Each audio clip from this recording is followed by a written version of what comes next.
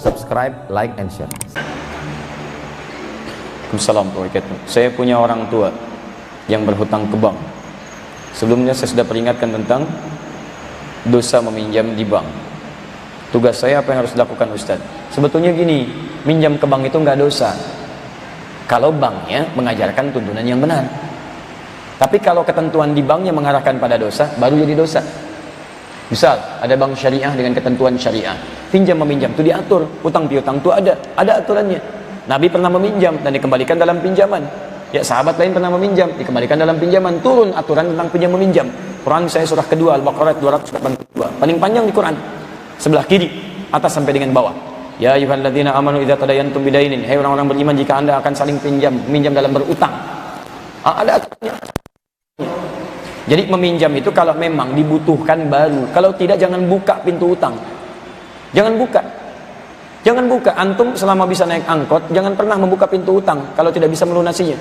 Ya, awas, hati-hati. Antum kalau nikmat dalam kontrakan, jangan dibuka pintu utang kalau masih bisa menjalaninya. Saya alhamdulillah kontrak biasa, kreditnya kepada Allah. Minta ya Allah, minta ya Allah, minta ya Allah, sudah alhamdulillah. Ya, mulai dari petakan kecil, tinggal di situ dan sebagainya, kita menikmati. Nggak ada bedanya besar dengan luas, yang penting cintanya meluas. Cinta kepada Allah, cinta pada keluarga dan sebagainya.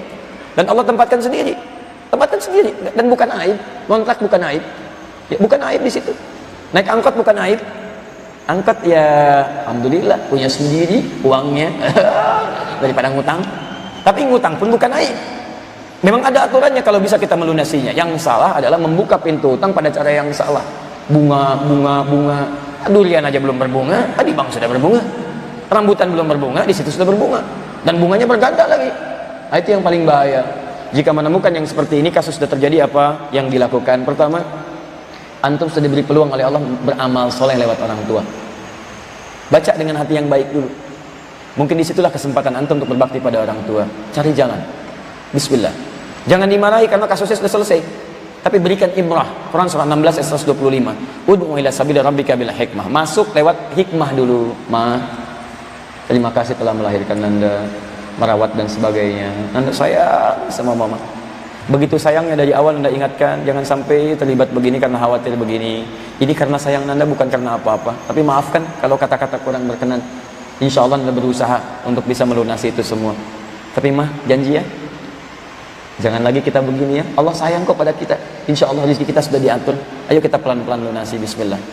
Ya, bismillah. Antum cari, minta, ya Allah, ibu saya melahirkan saya, ya Allah, jangan pisahkan saya, ya Allah, dengan amalan-amalan keburukan yang pernah dikerjakannya. Ampuni dosa saya, ya Allah, berikan saya rezeki, ya Allah. Saya yakin Kau pemberi rezeki, Engkau yang telah mengatur, Engkau tidak akan menyanyiakan hamba-Mu. Engkau yang berjanji di Quran akan mengampuni dosa. Engkau yang berjanji di Quran akan mencukupkan orang kalau dia bertobat. Engkau yang berjanji di Quran akan melimpahkan rezeki kalau dia berhijrah. Ya Allah, Engkau dengan segala janji-Mu mengatakan tidak akan mengingkari janji. Innallaha la yukhliful mi'ad. Bacakan semua ayatnya. Setelah itu antum mohon kepada Allah. Ya Allah, ya Rabb, hamba memohon dengan segala kekuasaan-Mu, dengan sifat-Mu yang tidak menepati janji, dengan janji-Mu yang pasti terjadi, hamba mohon ya Rabb, anugerahkan hamba rezeki yang halal terbaik untuk menutupi utang ibunda Anda. Sudah. Dan Anda kerjakan, Anda melangkah. Insya Allah begitu dikabulkan, Anda dapatkan kebahagiaan. Mah, janji Allah pasti ini dikabulkan, kita dibebaskan dari riba, kita dibebaskan dari utang piutang yang tidak baik. Ayo mah, sekarang kita beralih pada kebaikan. Insya Allah damai kehidupan. Jelas ya? Baik. 3 menit lagi ya, 6.15 saya berhenti, saya mesti ke Malang. Jadi kita nanti coba berhenti supaya nanti dapat syuruk juga insya Allah. Saya mau bertanya, iya karena ini kertas pertanyaan ya. Bagaimana menyikapi hati yang gundah karena rasa cinta terhadap lawan jenis? Masya Allah, memang cinta kita pada lawan jenis. Yang aneh itu cinta pada sejenis. Itu yang aneh ya. Berarti antum normal, namun belum sanggup untuk menghalalkannya. Antum puitis sekali ya.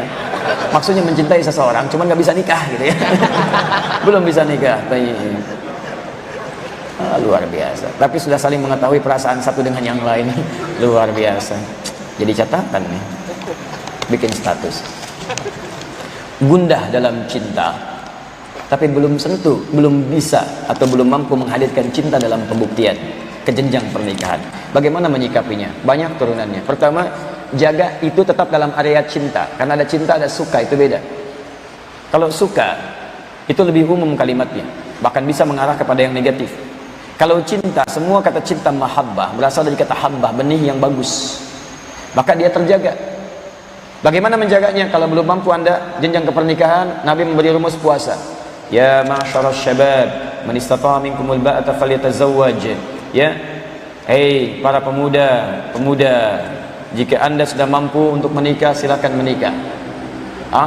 Awas, hati-hati, karena sungguh pernikahan itu bisa mampu menahan syahwat-syahwat Anda, disalurkan kepada yang baik-baik. Fa illam yastati' fa alaihi bisyam.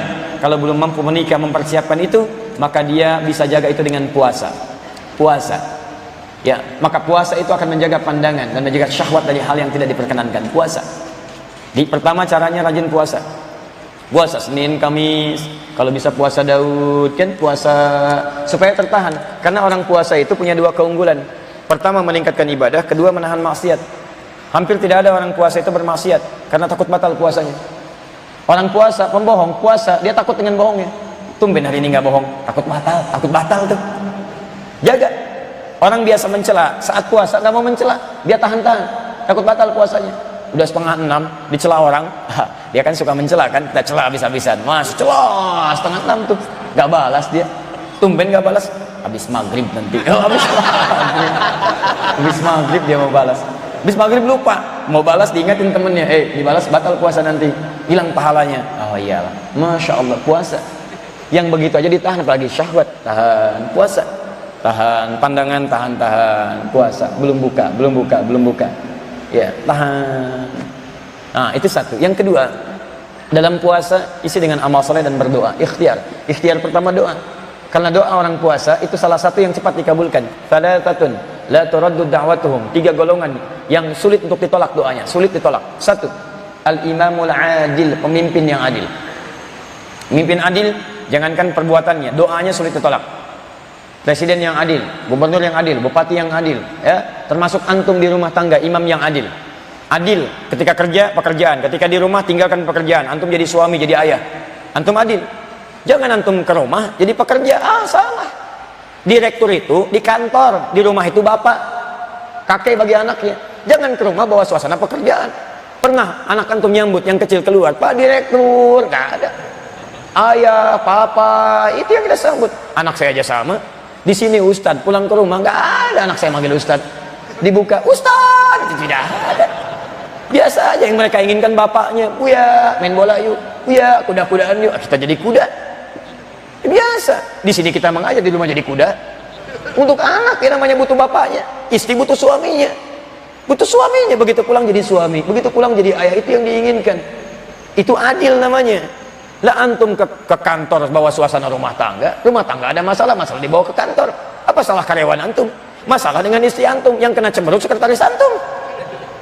Kamu sih apa ya? Kenapa bapak ya? Bapak sama ke rumah, yang salah di kantor, yang dibanting pintu rumah, apa salah pintu?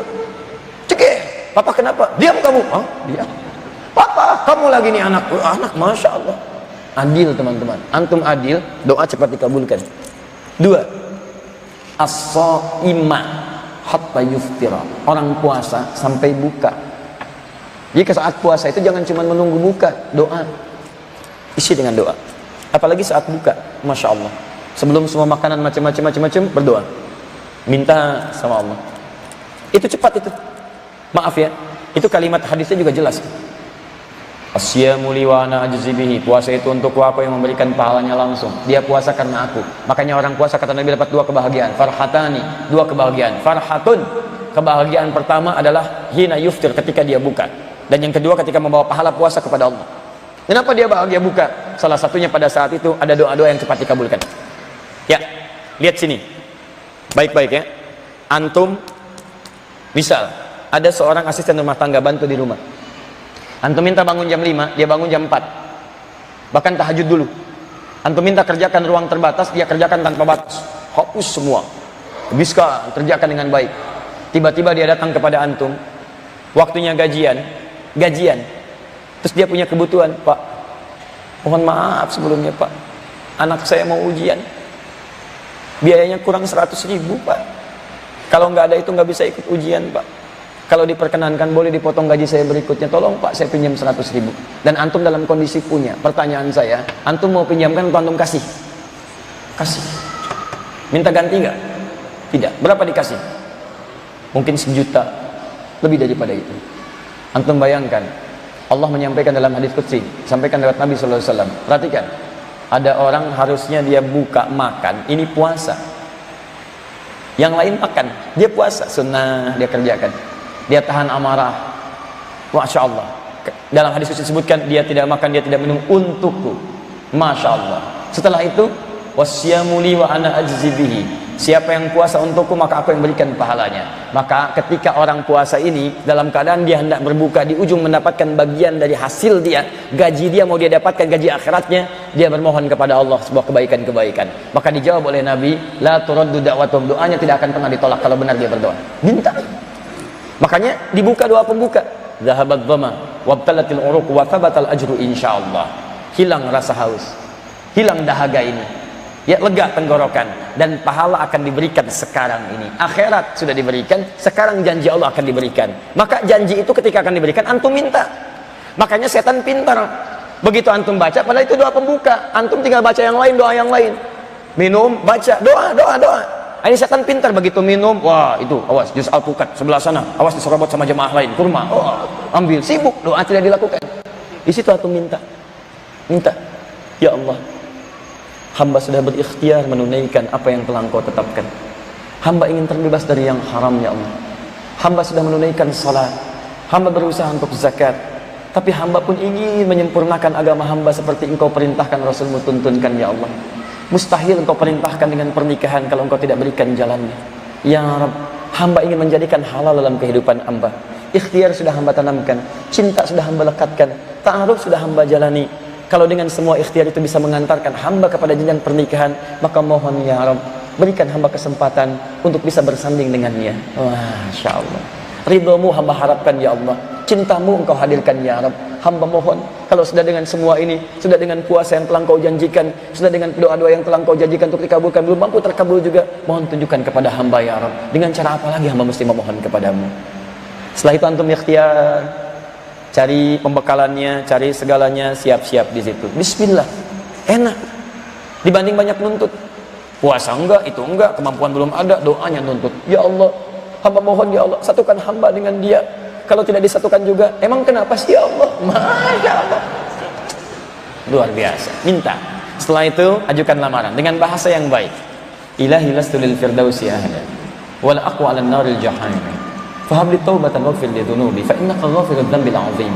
Duhai bapak mertua, saya memang tidak layak menjadi penghuni bagian dari rumah ini seperti layaknya keadaan surga Firdaus. Tapi saya pun tidak mampu berpisah dengan putri Anda yang dengan itu Allah titipkan untuk menjalin cinta menuju surganya. Hamba sadar, ya Rabb, saya sadar bapak mertua bahwa saya ini banyak kekurangannya. Tapi saya pun tahu bahwa bapak sangat memaafkan dan menerima segala kekurangan. Maka terima saya menjadi bagian dari keluarga bapak. Luar biasa. Nggak mikir panjang itu, Masya Allah. Mohon maaf deh, kalimatnya bagus tapi Anda sudah duluan. Sudah ya? Ayo bikin status. Baik, teman-teman sekalian, saya kira itu dulu ya saya cukupkan. Kita jumpa lagi dalam kesempatan yang lain.